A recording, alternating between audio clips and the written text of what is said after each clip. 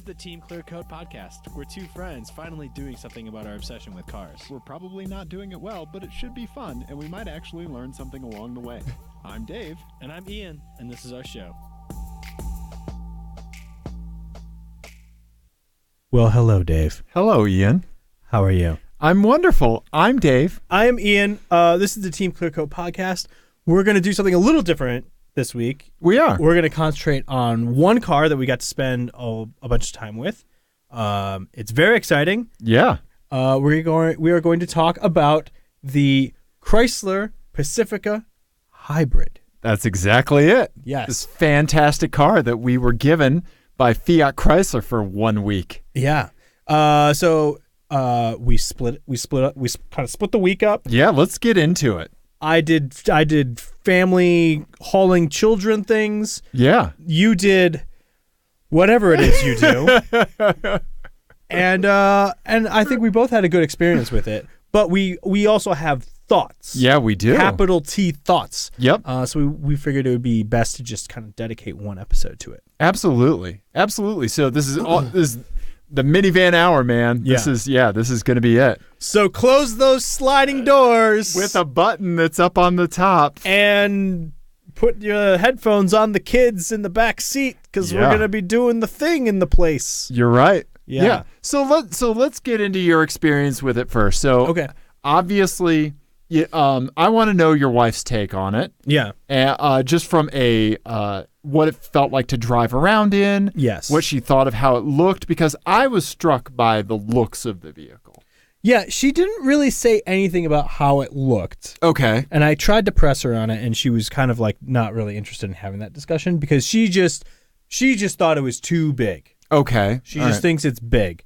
And it is. It's a big car. It is. But she did say a couple of times she turned around and saw our now 5-year-old sitting quietly watching Sound of Music on a loop in the back, and like the ease with which I had like put the wagon in the back and stuff like that. Right. She was like, this would be really nice on a road trip. Right. This would be amazing. Right. Right. Because it's basically like flying business class Yes. on the road. For your whole family. For not me, Right. because I don't get vacation, but everyone else. Yeah. Yeah. But yeah, it was lovely. We did a lot of cool stuff with it. We did we kind of did city stuff with it. Like I took Nico to school with it. Okay. We went to the zoo, that sort of stuff.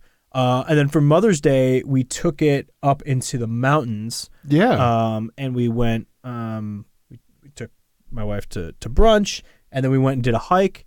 Okay. So we did some mountain driving with it too. And it was great. We drove it once before. Yes. Yeah. We've gotten some stick time in it before when we were driving it from Denver to Estes Park. Right. And Yeah. I think neither of us got to drive it with a full charge before This time. right? Yeah. Yeah. I think maybe when I started, it had a full charge, but okay. That Estes drive. But go on. Okay. So we started from my house and went up not super far into the mountains. Where did we go? We went to Alderford Two Sisters, so outside of Evergreen. Yep, so basically to Evergreen. So that's like it's like 35, 40 miles. Yeah. Solidly uphill. But all uphill. Yeah. And I think so with all of that, so I had it for like 4 days, and that was the kind of the biggest trip that we really took in it. Right. I think I returned the car to you with like 3/4 of a tank, right? Yeah, or with like just under. Yeah, around there. Yeah, 3/4 of a tank of gas, and you put some miles on it. Yeah. Yeah, and so you charged it overnight? I charged it overnight from 110. From 110. I did as well. Yeah. It did. It took about 12 hours. Right. From zero to get all the way up, but around town with just the hybrid system, it was fine. Like I really expected it to kind of be lacking. Right. So because it's one of those systems where like when you press the accelerator down, if you press it past a certain point, it fires the engine. Yeah, it's going to kick the engine in no matter what. Yeah. Right.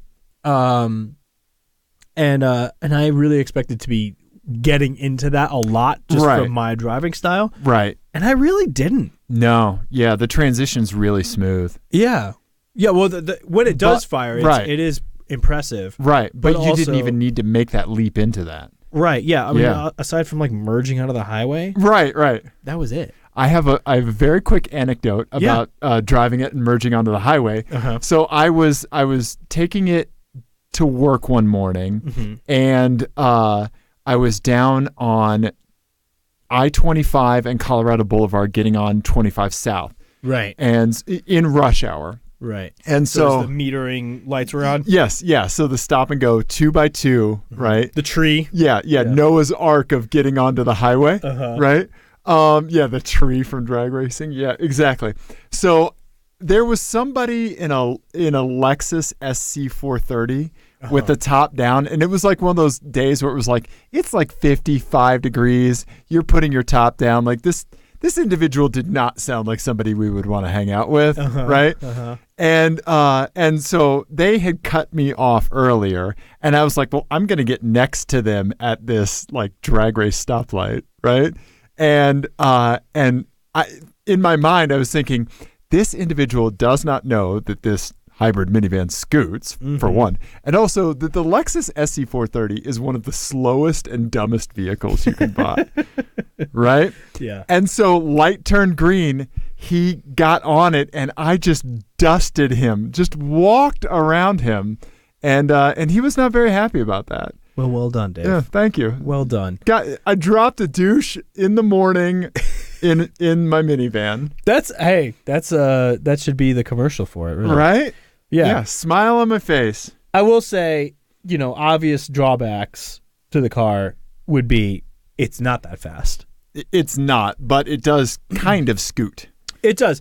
It does have that really weird hybrid feel with the accelerator pedal, although I will say better than some other hybrids that I've driven. I want to talk about that, yeah. Where like the accelerator is not a linear device. Right. And this seems to be a thing in cars lately, and we'll talk about it in the next episode or the episode that aired previous to this. We're not sure which. But when we talk about the Jag that I rented, right, I had the same issue. Okay. But like a constant... Like the accelerator should be a linear thing, right? Right. Where like a millimeter of travel should result in X more power. Right. Unless it's Dusty Rusty where it's nothing. Oh, my face is melting. Right. Right. So like with the hybrid system, it feels like it's almost like a wave, right? Right. Like if you just stand on the accelerator, but like not all the way. You just put a certain amount of pedal in and then leave it there. Right.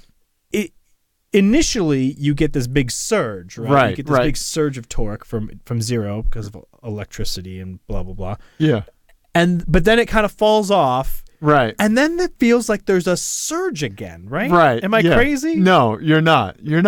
It's interesting to drive from an acceleration and also a de-acceleration point. Right. So when I was driving it, I think you and I probably took two very different approaches to driving it, and I want to talk about this because when I got in the car, all of the electronic stuff was turned off. All of the like lane assist, all of that stuff was disabled. I was playing with that. The lane assist I found to be too intrusive. Okay. All right. So to be the other side of the Ian coin, I shaved all my body hair off and turned all the nanny aids on. Okay. So I think we have very different driving perspectives of this same car. Did you like the nanny aids? I did. I got really used to them and really liked them. So I used the cruise control a lot, right? Yeah. And that was fantastic. The cruise control was really good. Yeah, it was fantastic, right? Mm-hmm. I let it bump me in the lanes, keep me centered. And I did that for science, Ian, because I knew that you would turn that off, right? And I was like, well, I want to talk about the counterpoint because I think that when we embrace some of these like kind of guidance systems, you get used to them. you know, I don't know. Yeah. I enjoyed it. I enjoyed it with that stuff turned on. I felt safer with that stuff turned on. Yeah. Yeah. I'm still in the very like old school Luddite mindset of like I am going to drive the car. Right. And so I want to be able to drive the car to the best of my ability. Right. And you could with this. And you can. Yes. It's just that like the lane assist, and it's not just this car because I think Sure. A lot of lane assist stuff. Yeah. It makes it, and it's the same reason why I find the thing with the accelerator pedal so disconcerting. Yeah. I like predictability. Right. From my machines. Right. I don't like my machines to not be predictable because that's scary. I think once you dive into it, it's predictable. When you know when it's going to step in, it's predictable. But if you know when it's going to step in, then why are you even using it? Why are you there in the lane? Why aren't you where you're supposed to be in the lane if you know it's going to step in? I don't know. I can't rationalize it, but I liked it. Okay. Yeah. Right. And I'm not trying to be contrarian. But no, I think I'm the one who's being contrarian. I don't feel that at all. I don't feel that at all. Yeah, I completely understand your point, right? I don't know. I was just like, have you ever picked up an album at a record store like from a band that you're like, "Oh, you know, I kind of like these folks, right? But you know what? I'm just going to listen to the whole thing and I'm just going to enjoy this album for what it is because like this isn't a band that like, oh, I hope it lives up to this previous album or anything like that. You're like, I'm just going to take this, I'm going to seize it by the day, and I'm just going to enjoy it. And that was kind of the attitude that I had with the car. I'm just going to dive in, and if they play the drums that way, I'm going to listen to the drums that way. You know? Right. Yeah. Okay. I used the parking. Before we get onto the parking stuff, the transmission I thought was great. Right. The CVT, whatever, fantastic. I ended up driving it almost exclusively in low. Me too. Yes. There we go. Yeah. Low bro. Oh God. I am a low bro. I was going to ask you about that because I think it really, like it says low. Right. But it didn't feel like it removed overdrive for you. No. It just basically gave you more regen. Right. So you could let off the throttle like when you're driving a car with a stick and you don't put the clutch in. Right. And so you could kind of, much less so than the Leaf. Remember what's the mode in the Leaf? E-pedal? Yeah, E-pedal. Yeah, the Leaf steps in. Yeah. It'll break you to a stop. And this will too. I don't think it'll come all the way to the stop, will it? I did try it. Did you? Yes, and it will come all the way to a stop. I never got the chance. It takes a while. Okay, yeah.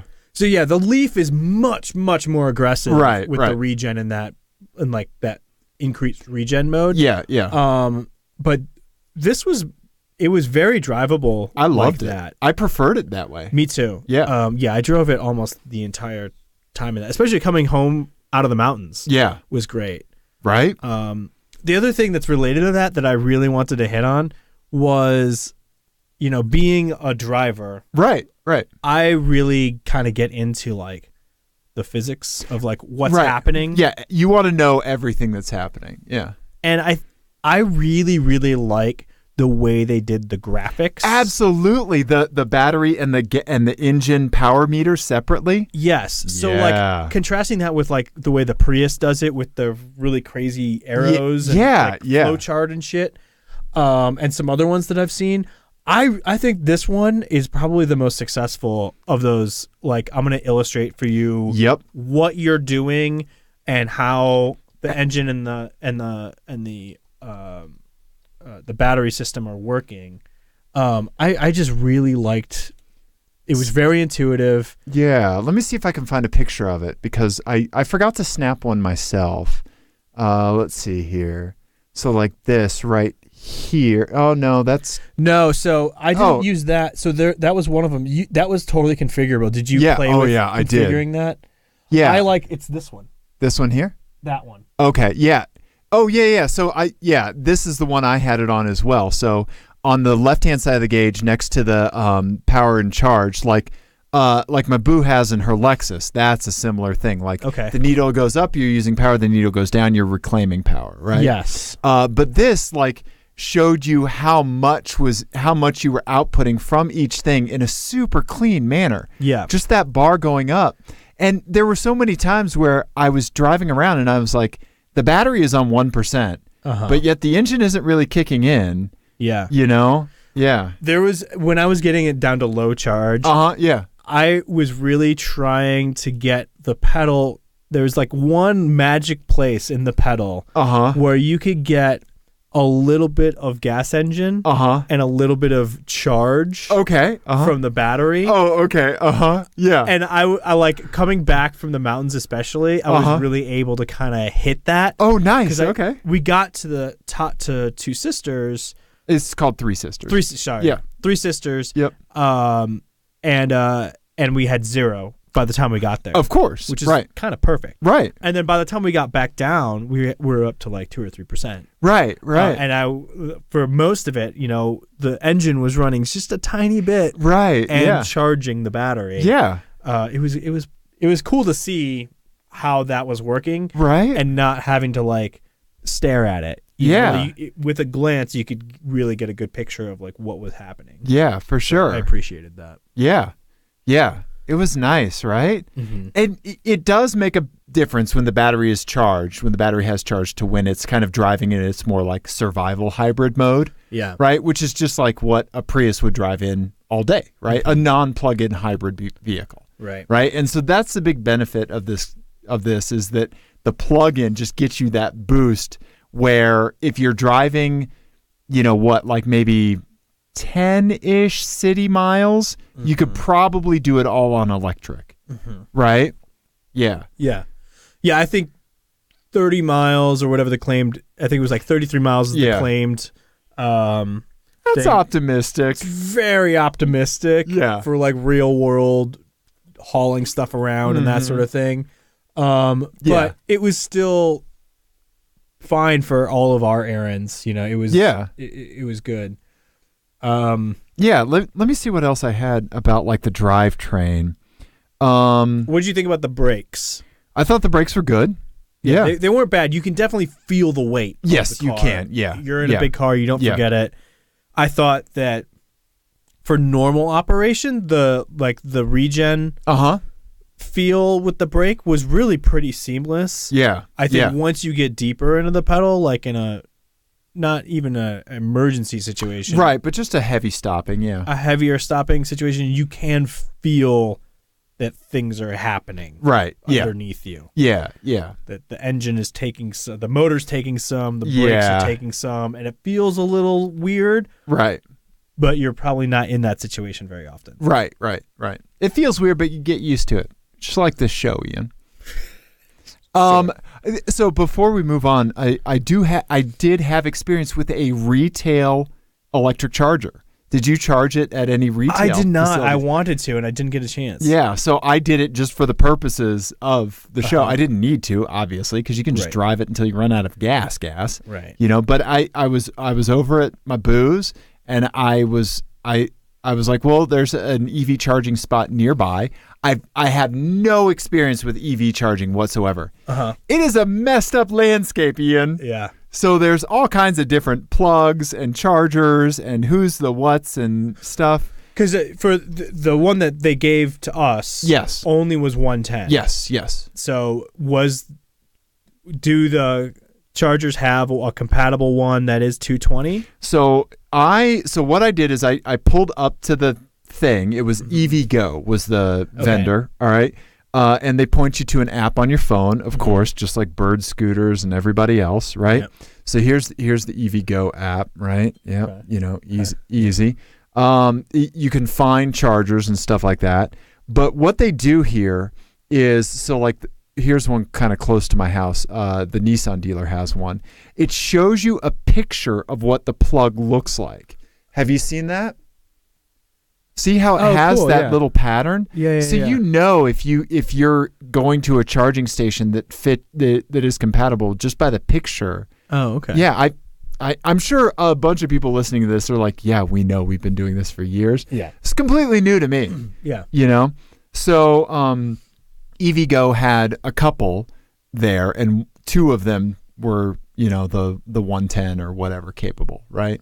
It wouldn't fast charge. It would only charge it about 7 kilowatts an hour. Okay. Or 7 kilowatt hours, whatever that measurement is. Kilowatt hour.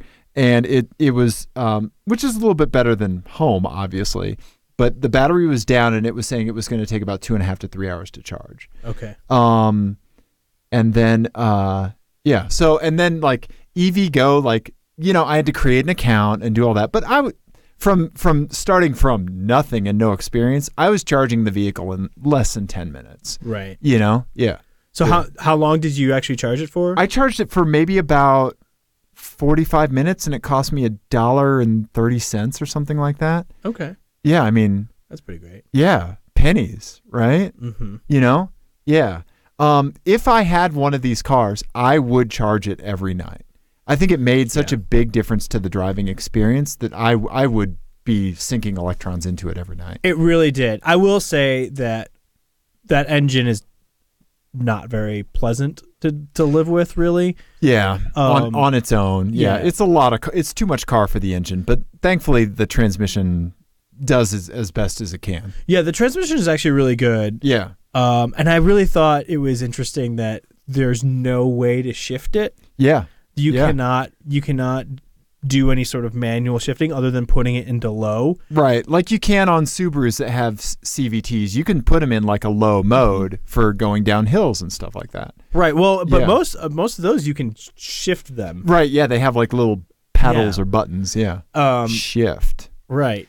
But like with this, you can't at all. And it just seemed like it fit with the whole theme of like, we're gonna abstract. We're gonna take this away. All of the difficulty in your life. Yeah. So it's all gonna be done. Yeah. It's all gonna be done. It's fine. It's fine. You just aren't gonna see it. Don't worry about it. Right. You don't need to worry about it. And like in some cases, that's really, really, really nice, especially when you're dealing with a family and all the stuff that goes with them and all that sort of stuff. You have enough going on. Right. But in other areas, like it would be nice to have a little more control over things. Yeah.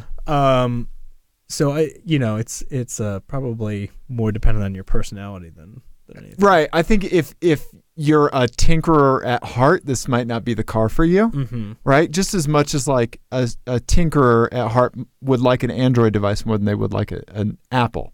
Right. Like I want blank spaces on my home screen. Mm-hmm. Just because. Yeah. Right. Stuff like that. Yeah. So I think this is certainly more like the Apple iOS than like version of a hybrid. Yeah. Yeah. Well put. Yeah. I think that's well put. The last thing I have to say about the charging is I have a solar system on my house. And so I plugged in the car and charged during a nice sunny day. And I actually I have another little video that I'll cut up and just put on YouTube as like a quick little 2-minute video of the charger and all that stuff. So it was a sunny day. On a sunny day, my solar system can crank out about close to 4 kilowatt hours. Okay. Right? So not bad. Yeah. Right? And so I plugged in the Pacifica. It was charging. My refrigerator, couple computers, just the normal stuff in my house was still running. Not my AC.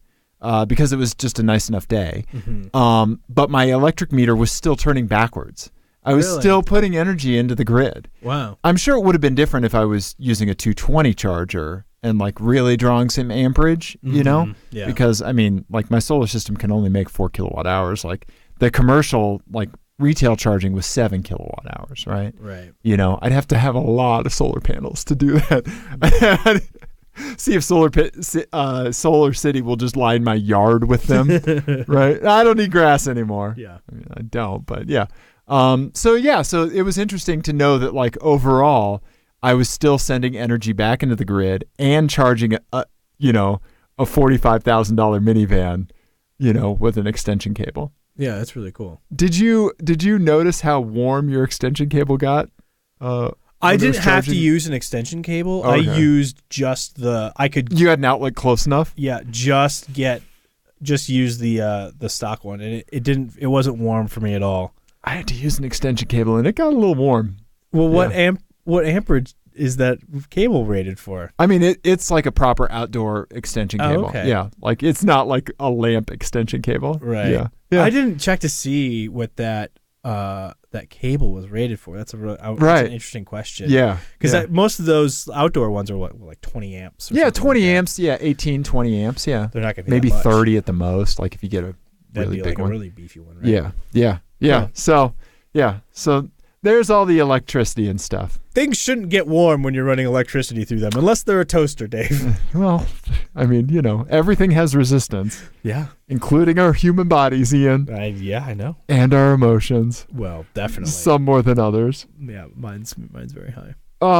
So let's see here. Let's talk about the main thing with this thing. You were alluding to it earlier.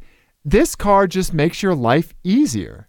It does. I think that is the thing about this. The theme of this car is like we're gonna like just kind of smooth out the rough edges of like stress in your day. Right. And it's like obviously true when you have children. Yeah. But I could see that there are lots of other, lifestyles or whatever, or use cases where it would be just as helpful, dude, to have like a car of just this like pure utility. Yes, it's not great to drive, but it's good enough. It is not any worse to drive than any crossover I've ever driven. Exactly. And it's infinitely more useful, like utilitarian. Absolutely. It does so much better than things that drive worse than it. Yes. Right? Yes. Right? Yeah, I can only think of like a couple of 7-seaters that would be better to drive than this, but I think they're more compromised in the utility space. Exactly. Right. Yeah, they don't have buttons that push the driver and passenger seats all the way forward. Right. Did you use those buttons? I did. I will say I would not option my Pacifica like this. Uh-huh. I just think it is very expensive for a minivan. It is. Because it was over $50,000, right? No, it was 45. Is that what it was? Yeah. Okay. Yep. And it was around 50, I thought. It was maybe 48 or something like that.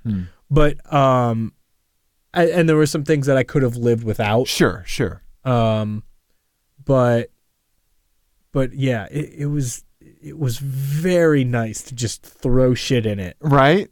Just a car seat, child, kitchen sink. The car seats in and out were super easy. Yeah. Moving car seats back and forth was super easy. The rear stow and go seating.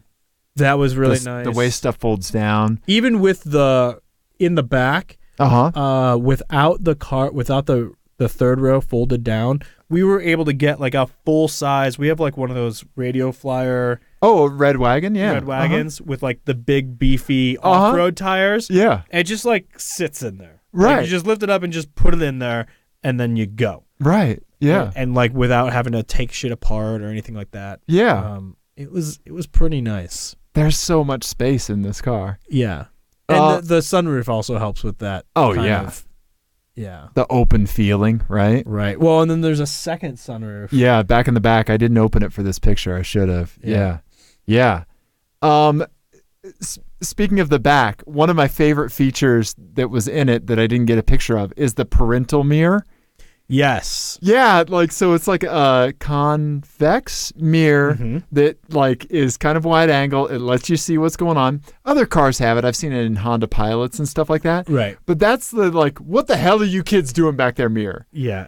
And so that aspect, someone shouting that at their children, Chrysler thought through every instance of what they would need to do at that point, and they engineered something for it. Right. Okay? So the mirror to see what your little munchkins are up to in the back. Okay? Yeah. And then how great is just the mute button on the dash? Yeah. Right? So you're playing, you don't have to find it in the settings or turn the volume down. You just hit one thing and say, "Don't make me turn this car around." I brought you into this world. I can take you out. I didn't check to see if that would also mute the headphones. I meant to do that. Oh, I yeah. totally forgot. I hope it does. I think, yeah. I think it does. I'm yeah. sure it does. Right? Yeah, because, I mean, yeah. And it's just right there on the dash, right? Boom, mute. Yeah. Yeah, there's no way to shift the transmission. Right. But there's a mute button. Yeah. Yeah, right? Yeah. There it is right there. Yeah. Yeah, I thought the amount of... I just saw what you were playing on the... You're going to notice that just on brand. Every automotive dashboard photo that I take, there's going to be some kind of Richard D. James tie-in on the stereo. Funny. Little Easter egg for my fellow Aphex heads out there. Yeah, so the screen off button, just, I don't want it like, Boo and I drove it around at night, and screens can be kind of bright, especially if you're on like a long road trip. You don't, the phone charging situation was great. The phone pairing, all of that stuff was fantastic. All of the storage. Uconnect worked really well for me. Perfectly. Yeah. I didn't have any hiccups this time. Nope. Which is maybe the first time that's happened with Uconnect. Yeah. Did you use the parking assist? I wanted to ask you about that. I tried to get it to work once or twice, but I was like in a hurry when I was trying to get it, and I couldn't get it to work. Okay. Did you get it to work? I used it 4 times. Okay. All parallel. Okay. So I did not use the perpendicular parking. Okay. And so I loved it. So the first time was when I drove downtown for work. It's tight parking down in Rhino. Yeah. And so I was like, well, I would not try parking in this space, but if the system says it can, I'm just going to let it, right? Yeah. And so I did, and it was like hands off the wheel, let go and let Jeebus take over, and you hit the thing and it says, okay, pull forward, and it's scanning for spots. The thing that I noticed was you have to pull more forward than you think you do. Okay, maybe that's why I couldn't get it to work. Yeah, so you have to like pretty much pass the spot, and it's going to be like, oh, hey, that one back there you can get, right? And so then it walks you through everything, and it just slammed me into that space, man. Do you think with going past, further past, like if there had been someone behind you? I wouldn't have used it if there was somebody behind me. Okay. Yeah, because if somebody was behind me and I was going that slow, it would be at that point where they would be blocking the parking space. Right. Yeah. Okay. Yeah. So I used it several times. I would, like you said, I wouldn't want to use it when traffic was heavy because you have to let the system do what it thinks it needs to do. Right. Yeah. Right. Okay. Yeah. Interesting. Yeah. Yeah, I really liked it though. It's a weird feeling. Have you ever been in a car that parked itself? I haven't. It's a weird feeling. So my mom's Ford Edge has it. Right. Right? And I was like, you have to use it. And she's like, no, I'll use it later, which means it's never going to happen, right? So I used it when I was back in Missouri one time. And it's a weird feeling, but you have complete control of the gas and brake. And you just take your hands off the steering wheel. So if you just want to let the vehicle creep while you're like, oh my God, is this going to work? That's up to you. Okay. Right? And that's great, So you have that fidelity. Okay.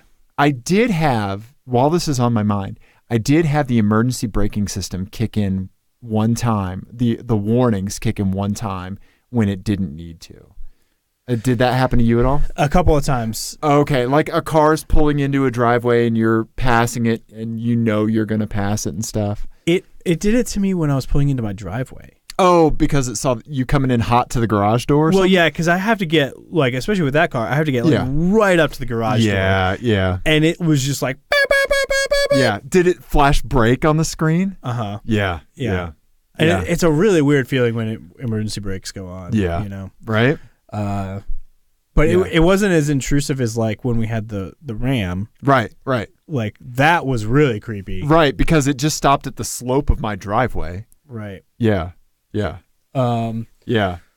Interesting. I wish I had gotten the parking thing to work. I used it. I was trying to use it in front of our friend Katie and Lauren's house. Right. And I think part of it was that I did have to pull up really far. Yeah. But they were like, it was Katie's car and then nothing. Oh, so yeah. I think it thought it was wants finding 2 gaps. Another spot. Yeah. Not 2 gaps, 2 cars. Yeah. Right. So I think that was part of it. Yeah. Yep. Yeah. I didn't try it when it was like just wide open. Mm-hmm. Yeah.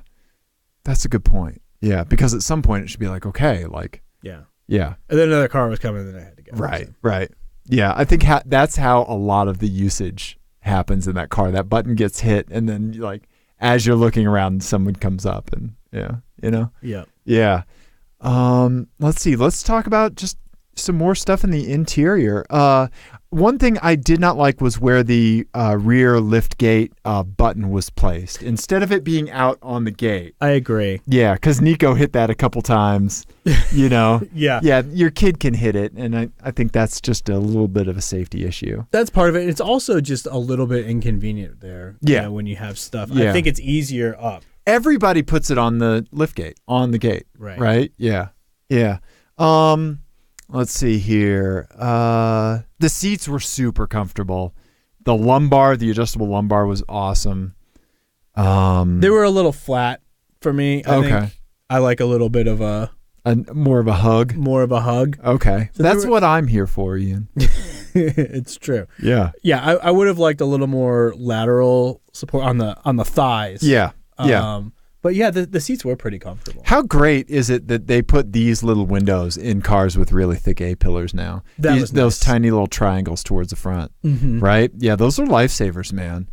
Yeah, and I thought the visibility was actually not bad at all. It was great, I thought. Yeah. I thought a car that size. The stereo seemed a little bass heavy to me. Yeah. Yeah. Even though I turned the bass down, you mm-hmm. know. Yeah. But I thought it was good. I thought the fidelity was good overall. Yeah, I liked it. I thought it was better than the Ram. It was better than the Longhorn. Yeah. For sure. Yeah. So this is a cool little thing. So on the rubber mat that's down at the bottom, like where you can throw your phone and all kinds of stuff like that, they're doing this in a lot of FCA vehicles now. They have little silhouettes of all of the minivans, like all the generations of the minivan. And they had that for the Ram truck, mm-hmm. right? And so, there's the Caravans. That's first, second generation. This is more like a fourth generation. This is fifth, and then there's the Pacifica there, which I think the Pacifica is technically the sixth generation. Is it really? Yep. Okay. Yep. And we'll talk about it because I have a lot of history with these minivans. Yeah. Yeah. Let's see here. Just some other glamour shots of the car. What else did you want to talk about like how easy it made stuff? I think that's most of it. I mean, there's the obvious utility of having the sliding doors, which was nice. Oh, electric sliding doors are freaking champs, man. And like, you know, obviously my kids loved it. Right. It really was easy. I will say that it's important to note that the one big drawback of the hybrid over the standard Pacifica is that the second row seats won't fold flat. Yeah, they don't fold into the floor. That's where the battery is. That's where the battery's in. Yeah. Yep. So that's important to note if that's important to you. Yeah. Having a flat load floor. Yep. If you're using this to haul drywall and stuff. Right. Yeah. Right. Yeah. If you're using it to haul drywall, you're probably not optioning it like this either. Right. Exactly. Get beat up. Yeah. Exactly. And the interior is nice, and it smelled fantastic. All of the build quality of the interior is on par with Lexus. So much so mm-hmm. that my wife said, I wrote this down. She said, "Oh God, do I need to look at Chrysler now?" and I was like, let's not get ahead of ourselves here. I know it is genuinely amazing to me that there are two cars that Chrysler makes, and it's the Pacifica and the 300. Yeah. And the build quality on the Pacifica is so much better than the 300. It's amazing. Yeah. Right? Everything you touch was great. Yeah, it was much better. Yeah. Minivans are just like I part of it I think is just like the benefit of low expectations too, because you know, I like you had minivans in our family growing up, and they were boxes of junk. Oh yeah. They were terrible. Yeah. They're so much better now. Right? They're so much better now. Right? Yeah. Yeah. Oh man, the interior is so nice. It's just a nice place to be. Yeah. I drove it every chance I got. I didn't drive my Infinity at all while we had this car. Yeah. Yeah. So if you were to have it as a daily driver, yeah, what would be the thing that you'd get into it and be like, ugh. It would probably be, like I take a certain way to work just because there's a couple roundabouts, right? So that that in a Pacifica hybrid, not great, No, yeah, that would be the thing that I would miss. Okay. Yeah, but I mean, if I had a reliable, fun car mm-hmm. and needed some degree of utilitarianism, I would get this. I could see myself having something like this. And right. I'm just a Dave. It's just me. Mm-hmm. I took my boo out on date night. Yeah. And that was like just the two of you. Yeah, just the two of us in a Pacifica hybrid. She loved it. Did you make her sit in the third row? I did not. Yeah. Yeah, right. I should have treated her like, yeah. Yeah. I have to test this like I have children. Get in the back. Yeah. Yeah. And then I talked to her by looking in the little convex mirror up in the top. Watch Sound of Music. Yeah. Yeah. I did make sure you got your Blu-ray out of the player. Yeah. Yeah. Yeah. Yeah, we don't need Liesl going with the car. No. Yeah. It's great. Yeah. So this felt like coming home to me, or like evolution, like being back in this minivan, because minivans were such a part of my life when I was a kid. Mm-hmm. Right? And you said you were a Ford Astrovan family? The Astrovan's Chevy. We had the Chevy. Aerostar. Yeah. Aerostar, that's it. Okay. Yeah. Yeah, we were. So I've had a lot of experience with 4 generations of minivan. Yeah. Right? So we were like some of the first folks on the block to get a minivan. And I'm going to pull up the Wikipedia article here, and I'll just go. Did you have? So was your family a Chrysler family? Did you? We were have, like, Mopars and stuff. So my dad had that '68 Plymouth Roadrunner when he was young. Yeah. Yeah. And then they were mainly GM after that, because they had a Pontiac and a Buick. Yeah, that's what what was a station wagon, an Oldsmobile. We'll look at those pictures. I think it was an Oldsmobile. Okay. Yeah. Let's see here. Chrysler Caravan. Yeah. Dodge Caravan. Wikipedia. So first generation. So this is another instance where the Wikipedia picture is a clapped out version of the car, which is fantastic. I love that rear bumper. Yeah. So this is very similar to the one we had, and I'll pull up a picture of what we had. It was here. Let's do that. Okay, so my family started like when it was just me. My sister's 3 years younger than me. Mm-hmm. And my family would drive from Kansas City, Missouri to Pennsylvania, New Jersey every summer. That was our family vacation, right? And so that was my folks visiting both of their folks back east, right? Mm-hmm. And I'd see a bunch of extended relatives and stuff like that. I'd hang out with my grandma and grandpa on my mom's side, which the best grandparents, man. My grandma would make pierogies and my grandpa would take me fishing and hiking. It's like idyllic in awesome. In the Appalachian Hills of Pennsylvania. Yeah. Right? But before minivans came along, my parents had a station wagon, which I feel like a lot of families had station wagons at the time. Right? And so this would have been the 1740s? Yes, the 1740s. So okay. I was born in 1977. Uh-huh. So here I am. I'm probably 3-4 in this picture. Yeah, it looks right. Yeah. And adorable. Thank you. Look at that strawberry blonde bowl cut. I got bangs, Ian. I got bangs. Bangs. I also, you showed me this picture before, and I immediately fixated on the child transportation situation. Right. Yeah. So here is a partially in the early 80s disassembled crib that my dad has packed away, so they could have the crib for my sister. Uh-huh. And then the car seat is inside the crib. I don't know, for safety. I don't know where my sister was during this. If they put her in the crib, or in the car seat, which was in the crib while we were driving around. But yeah, that's how we were portaged as children. Just so many potential projectiles. Absolutely. I mean, the dog. Oh, the dog. I told you this blue case here is a Hot Wheels case. So just like Hot Wheel bullets if we got in a crash. It's the equivalent of like putting ball bearings in a bomb. Yes, you're exactly right. You're exactly right. Yeah, but I remember this little playset here. I didn't even notice this. So this was like a little school playset that had a chalkboard. I think we had the same one. Yeah. Oh man, you see these kinds of pictures and you can just smell it, right? Yeah. So there's our dog Fluffy. That was my parents' kid before me. Yeah. Fluffy lived to 18 years old and then just died of natural causes behind the couch one night. Yeah. Nice. Fluffy had a good run. Yeah. That's how I hope to go. Just behind the couch one night. Let's see here. Here's my sister and I in the same station wagon. Obviously, she's a little bit bigger, and the child safety situation has changed a little bit.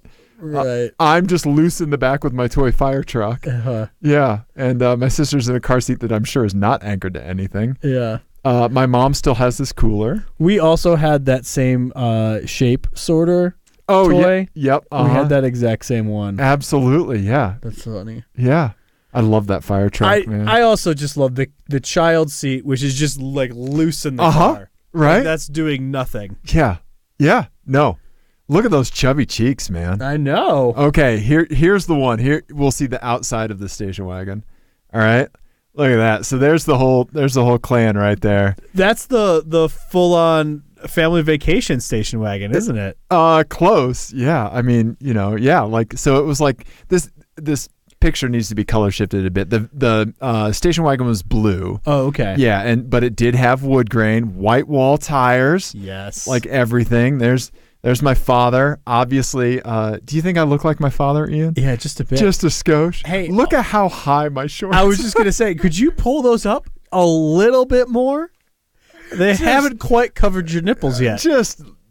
I mean, when you have a tab front Lacoste shirt on, your shorts just go straight up, man. They just go straight up. Yeah. Oh man. So this is on one of those family vacations, of course. This is in Pennsylvania in my grandparents' driveway. My dad would wrap the suitcases because we were playing in the back, so there was no room for suitcases. Right. He would wrap the suitcases in trash bags, duct tape them, and then lash them to the roof of the car. That's awesome. Yeah. Just so you guys could have more room to be unsafe in the back. That's great. Well, I mean, like if you wanted to know what my dad was like, you never got to meet my dad. If you want to know what he was like, he was the kind of person that would think about that kind of stuff and then do those kinds of things to make it happen. Right. Yeah. That's awesome. Right? Yeah. So let's see here. So we got there's a more accurate color. Okay. My mom sent me this one, which is fantastic. So that's my mom's dad, Woody Willard. Okay. That's my sister and my mom there. But what is that in the background? That's probably one of my uncle's cars. He was really into muscle cars. Is that a Charger? I think it's a Charger. Yeah. And also I think that's a little Toyota in the back. Yeah, maybe a Datsun 510. Yeah, well, there's a Volvo right Volvo, there, right? Yep. Yeah. Got some interesting cars in my family. My mom, when she was younger, had a Renault Le Car. Oh, really? Yeah. Yep. Those things were supposed to be terrible. Yeah, they were. So here's my enough, station wagon. Mm-hmm. But so from station wagon to minivan, which a lot of families made. So here's the first minivan that we had. There's me getting ready to go fishing. Again, jeans up way high, right?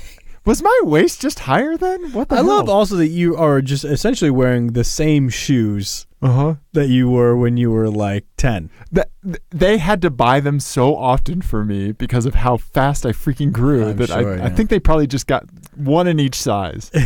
It was probably just easier. You're on the same subscription that they started when you were 10? Yeah. So here's the beige minivan. I think this is an 86, right? So I think they had been out about 2 years around then. Right. Beige, wood grain. When your parents got the first one, did they send it back and say, no, more brown, please? More brown, yes. This is not brown enough. Right. I don't have enough brown. Right. I need more brown. Right? Yeah. More brown on brown on brown brown. on brown on brown, son. Right? Remember when minivans didn't have doors on both sides? Mm-hmm. Well, I noticed that in the floor mat picture. Oh, okay. If you go look at the floor mat picture, Yeah, let's see if it's the left side of the car. Oh, and yeah. they show a door handle there. Oh, you're right. And there was no door handle. Uh-huh. Oh, sneaky. Yep. Yeah. Yep. That's revisionist history. I was just gonna say that. Nice. Nice. Yeah. Yeah. So here's the first minivan, man. And then we got another one. You're gonna love this picture because my dad made my mom stand by it. Right. There you go. There's my mother. Right, with her hair like Mary Hart from Entertainment Tonight, permed up, and our blue Dodge Caravan, Chrysler. This was Chrysler Town and Country. Mm-hmm. Yes, because it had the longer wheelbase, so you could always tell the back window was bigger on the Grand Caravan models. Right. Yeah. So this is right. God, those things were terrible. Yeah. So we're looking at the car that I took my driver's exam in. Really? I took my driver's exam in this exact minivan. I also took my driving exam in a minivan. No way. In the Aerostar. Yeah? We had like a forest green Aerostar. Okay. That I definitely did not get airborne on several occasions. Nice, Ian. And then my brother had ended up driving. So my brother's 8 years younger than me. So both me and my sister drove it. My sister's a year younger than me. Then my brother's 8 years younger than me. So after all of that abuse, my brother gets it. Oh no! And it's just like the music stopped because then he blew a hole through one of the pistons. Oh. And I happened to be back at my parents' house when that happened, or shortly thereafter. Okay. And my dad showed me the piston. No. And I was like, Jamie. Yeah, it wasn't you wearing it down to paper thin metal in the first place. Yeah. Typical IT guy, right? Yeah. I wasn't on shift. Yeah. I don't know. Yeah, exactly. I didn't write that config. Oh, man. Yeah. We used to do, it was also all-wheel drive. Yeah, see, we only had front-wheel drive stuff. All-wheel drive, so that means you could do donuts with 6 of your friends in the car. A minivan in a teenager's hands is just ripe for hooliganism. Yeah. Parents, never let your children drive the minivan. Yep. Right? I got it stuck a couple of times. How did you get it stuck? Drifting. And then like sliding off the road? Yeah, into the snow. Ditch. Yeah, one time I was picking my brother up from elementary school and got it stuck on the entrance road to elementary school, and a guy in a Honda Civic pulled me out. I was only a little stuck. Oh, man. Oh, God. I love it. Minivans have such a foundation, such a foothold in our memories as kids, you know? Right. Yeah. They really do. Yeah. Yeah. Do you think people are going to have this same nostalgia for a Nissan Rogue? No. You don't think so? No. For a Nissan Rogue, no. You don't think that there was some, like, you know, middle-aged people back in the 80s going like, no one's going to collect these in 40 years? I guess no one's really collecting these in 40 years. No. Yeah, but Chrysler did... They did bring out a 1984 one, I think, for the Pacifica. Mm-hmm. Yeah, for the anniversary. Yeah, what? Oh, God. How many? 35th anniversary? Yeah. Yeah, we're old. Yeah. Dave. Yeah. I mean, except for me, I'm in my late 20s. Yeah. oh, we've gone backwards. It's gone backwards. Because of the downhill, I had it in regen mode, and it was regen. Really? Yeah. Okay, all right. I started using a new face lotion. I'm going to go to your doctor's visit with you and be like, let's see what his cholesterol says. Yeah, probably not good. Started using a new face lotion. Oh, Ian. No, but driving the Pacifica, like, I don't know, like all of that stuff was carried with me, you know? Mm-hmm. I didn't spend a lot of time in my parents' third gen minivan because that was after I had moved out. Right. But yeah, so they had... let's see. They had, where is it? They had a. No, you did it. I did it. I messed up the tab. Yeah, so they had one of these in forest green, right? Yeah. And this was, the big thing was doors on both sides. Right. Oh, the big thing. I drove one of those to Santa Fe one time. Awful. On like twisty mountain roads. It was horrendously bad. I'm sure. Yeah. Like one of the worst handling cars I've ever driven. It passed fun and went to scary. Yeah, it was nowhere near fun. Yeah. It was just work. Yeah. Okay. Yeah, that's a good way to put it. Yeah. It was just work. Gotcha. And like underpowered. Yeah. But like brakes were terrible. Yeah. And like you couldn't tell what was happening with the steering. It was really, really bad. Like borderline unsafe. What if instantly from that experience you hopped into the new Pacifica hybrid? Yeah, I mean it would be a radical departure for sure. I mean, don't get me wrong. Like the Pacifica is still not like my pick for a mountain road. Right. But at least it felt like, it's not work. It was like not unsafe feeling. Right. So I mean, to me, that's kind of high praise for a minivan. Right. I just remembered something about the blue minivan, about the second generation. The big thing with that one was that, you know how you could pop out the rear windows? Yeah. This had the electric motors for the rear windows. And right. my sister and I were just endlessly fascinated with those. Right. We loved those. Because you didn't have shit else to do in the back of that car other than like, yeah. Yep. Yeah. And I just remember I remember one thing, like, you know, sometimes like when your parents like tell you to do a little thing and you don't know why, and then it makes sense to you. Right. So my dad was like, oh, open the back windows. And I was like, oh, like it's like 98 degrees outside or something. Like it's so hot, you know? And just being a little butthead, right? And he was like, no, just open them up. And so I did. And then like, you know, he blasted the AC and the whole car got cooler faster. Right. Because of all that, you know, the hot air getting out. And I was like, oh, like, thanks for, like, you know, one of those times like, oh, you know, adults know stuff. My dad's not an idiot. Yeah, right? Yeah. Yeah, you know? Yeah. Oh, yeah. So thank you for going on this trip with me down memory lane. No problem. I'm glad I could be here for your family slideshow. Yeah, exactly, right? Yeah. You take a look at a bowl cut, Dave. That was adorable. I didn't know I was going to get to look at baby pictures. I thought it was just going to be pictures of cars. No. Yeah, and threw a charger in there just for you. And the shorts just hiked way up. I kept that in there for you. Uh-huh. I mean, I had full edit on these, Ian. So I think we're close to wrapping it up. Mm-hmm. We love the Pacifica. Yeah, it was great. It was a pleasant surprise. I think, like, it's definitely part of it is probably that we've had a big gap. Yeah. In the evolution. Of minivans. So because I haven't really driven a new minivan. I think the newest minivan I've driven, you know, other than the Pacifica, was a Nissan Quest. The Nissan Quest. Yeah, and this is certainly an evolution beyond that. Yeah.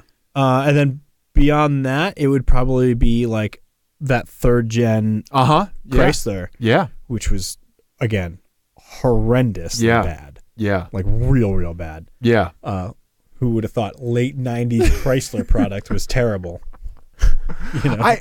I still cannot get over like how good the interior of the Pacifica is. Yeah. Right. And I mean, you know, the caveat to that is that it was a tester. Yeah. Yeah. And it was fully optioned out. Yeah. So, you know, your mileage may vary, but the build quality on this was more than I would have expected. Yeah. For sure. Lexus-ish. Yeah. You think really that good? I do. I honestly, I spend time in a Lexus RX 450h, like a 2018. Yeah. Yeah, it is on par with that. Oh, wow. Okay. Yeah. That's high. That's really high praise. When my wife is like, when it's up to her standard for interior, it's good. That's true. Yeah. That's true. It was very, very nice. I'm just, I wasn't benchmarking Lexus. I was benchmarking every other minivan I've driven. True. Like, oh, this is really nice. Right. So I want to take us out on an FMK Cars. Okay. And this is just for you. FMK Cars is a game that we play on the show. It's based on the classic game of pop culture FMK Cars, but we play it with FMK. But we play it with cars instead of people because we're nice. So F means you drive it for a day. M means you marry it. It's your new daily driver. And K means you kill it. It goes to the crusher. Yep. Ian. Yes. I'm going to give you a minivan from my history. Okay. And a set of circumstances, and you get to decide. Okay. Okay. First up, we're going with the beige brown on brown minivan. Okay. All right. Now, do I have to wear my pants that high? You get to wear your pants. My pants okay. So beige with wood grain. One thing I forgot to mention was when we would take these family vacations, you have the cooler of stuff, right? My mom would always make sandwiches for the road, right? And she would always make them on dinner rolls. It would be like sliced roast beef or sliced turkey, cheese, and butter. Just like nice, simple little sandwiches. A nice Midwestern sandwich. Yeah, right? It's still very much my palate, right? But like, so in this first scenario, you have this first gen minivan, and you have a cooler of sandwiches that is just full all the time of nice fresh sandwiches. I have an auto replenishing magic sandwich cooler. Do I get to pick the sandwiches, or are they Midwestern sandwiches? I'm gonna let you pick. Okay. I'm gonna let you pick. Right. Yeah. So, what would be your simple road trip sandwich? Does that mean I get a new sandwich every time? Yeah. If I want, like I can be like, oh, I feel like a turkey today. It's got to be cold. It can't be a hot sandwich. Okay. All right. Okay. All right. Cold sandwich. Uh-huh. I really, really enjoy the Marzik's roast beef sandwich. I haven't had that. It's really good. Okay. They do their own roast beef. Roast beef can sometimes be very dry. Yeah. It's very moist. It's got a little bit of arugula on it. Nice. Because I'm fancy. Peppery. I'm fancy. Yeah. No, I like what arugula brings to the table. Yeah. This is a car podcast. And I just said I like what arugula brings to the table. Okay. So you have that cooler full of homemade sandwiches, as well as sweet and salty snacks always at hand. Great. Okay. Princess Purple Rain is loaded up and ready to go in the cassette deck. Fantastic. 1984. Okay. I'm all in so far. All right. Second generation minivan. Okay. Mm-hmm.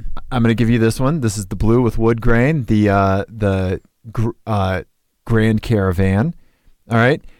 Every time that you're in it, your entire family does not fight while you're in this car. So any family members that are in the car with you on whatever trip, nobody fights. Okay.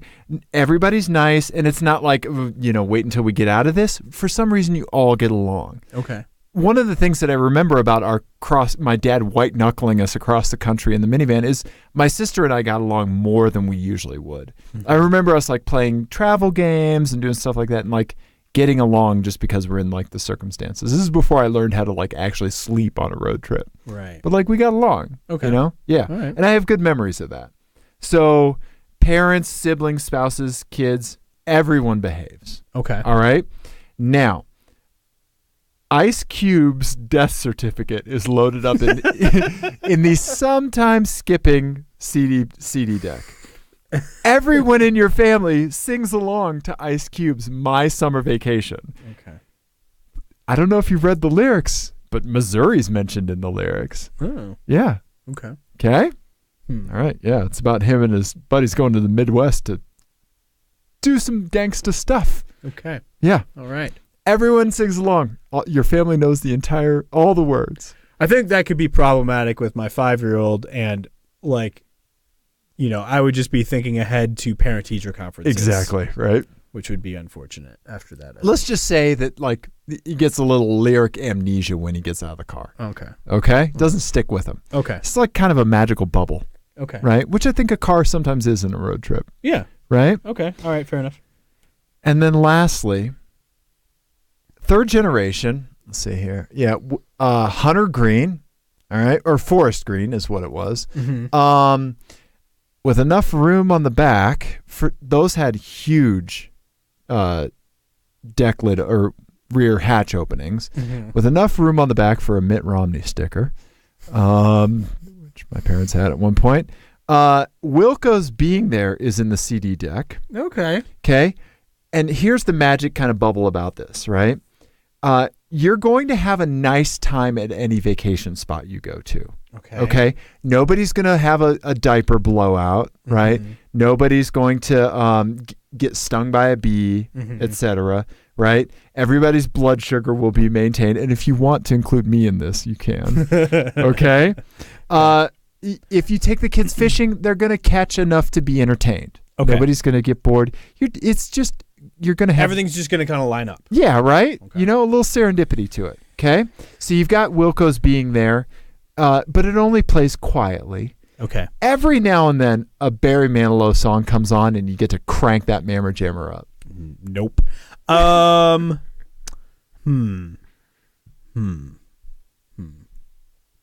So here's my little... I know that third generation one is just like a woeful car. I was hoping that I would outweigh it with nothing but good family trips. Yeah.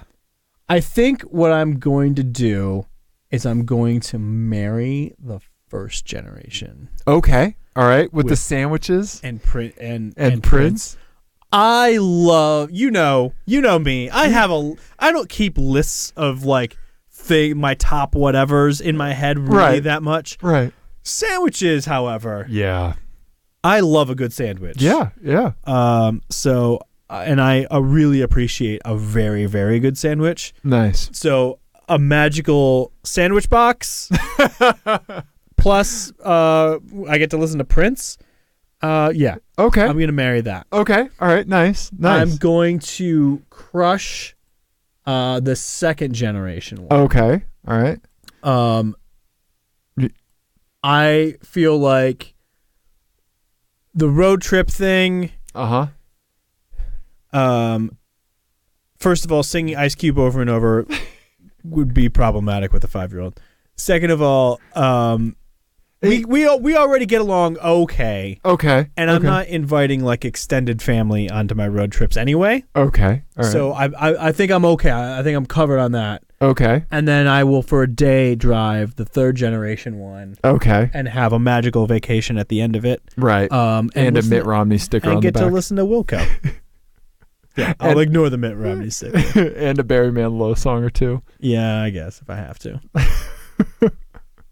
If you get to. No. Oh, in the first one, you do have to wear your pants up that high. No, that's fine. You got your magical sandwich box. It'll just look like I'm like at Goodwood, but like, like for 80s minivans instead. I think it'll be a little bit more Ed Grimley. Terrible. Because you're gonna have a magical sandwich box, Ian. I'm excited about this magical sandwich box. Now I want a sandwich. I'm not hungry, but I want a sandwich. Okay, well, I think we can wrap the show. I think we can. So I would like to thank FCA for giving us a minivan. I would like to thank Rocky Mountain Redline for making it all happen. Mm-hmm. And thank you for sharing a minivan with me, Ian. Thank you, Dave. Thank you for doing a podcast with me that got us a minivan. Well, there's that. Right? There's that, yeah. That's fun. If you like this, TeamClearCoat.com has the particulars. We're on the social medias. We're on the iTunes. We're on the YouTube. We're on the places and with the guys and the things. If you have good... Nailed it. If you have good minivan memories, tweet them at us or email them to us and we'll read them on the show. Absolutely. Yeah. Other than that, we love you. We absolutely do. Goodbye.